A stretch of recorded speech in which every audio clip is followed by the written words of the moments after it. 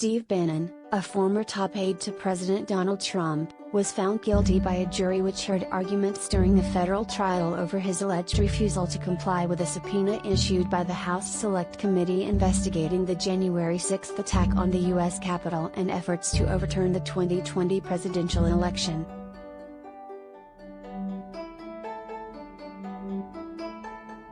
A jury of 9 men and 5 women convicted Bannon, 68, on 2 counts of contempt of Congress, which each carry a minimum of 30 days and a maximum of 1 year in jail, as well as a fine of $100 to $1,000, according to the Justice Department.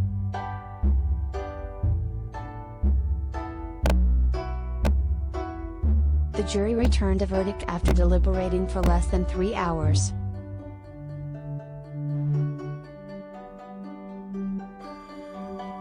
Bannon is expected to be sentenced on October 21, The Washington Post reports.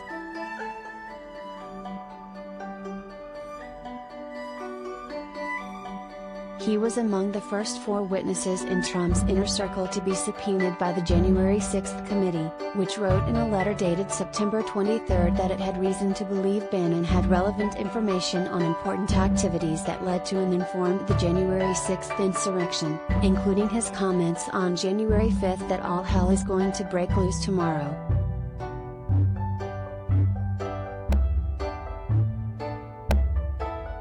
Bannon was directed to produce documents by October 7 and appear for a deposition a week later but missed those deadlines. In November, he was indicted by a federal grand jury on the 2 counts, one for refusing to testify and another for failing to provide the committee with relevant materials.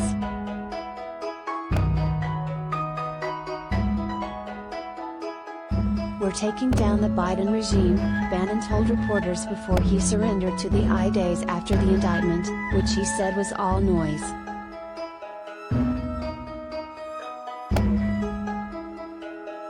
Federal prosecutors argued before the jury in the courtroom of U.S. District Judge Carl G. Nichols, a former law clerk for Justice Clarence Thomas who was appointed by former President Trump, that Bannon refused to comply with the House committee's subpoena because he believed he was above the law.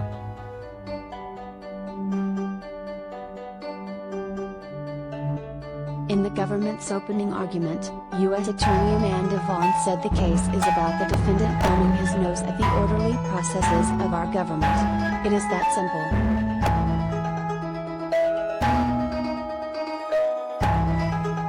It wasn't optional. It wasn't a request, and it wasn't an invitation. It was mandatory, Vaughn said, according to reports. The defendant decided he was above the law, and that's why we're here today.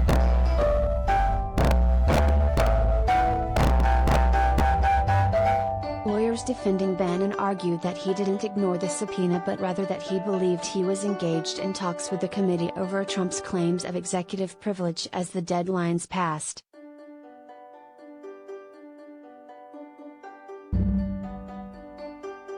You'll find from the evidence that the date on the subpoena was the subject of ongoing discussions and negotiations, defense attorney M. Evan Corcoran said, The New York Times reported.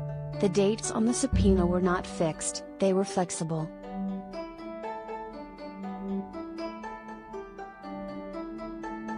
Bannon's defense team also asked jurors to consider political motivations when presented with evidence about the committee's subpoena.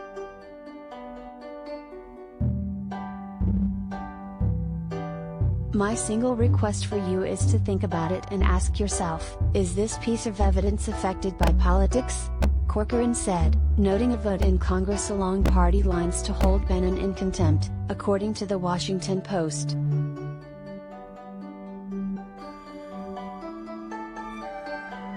I do not intend for this to become a political case, a political circus, a forum for partisan politics, Judge Nichols said, Politico reported, as he ruled to limit the defense when it comes to questioning witnesses about alleged political biases.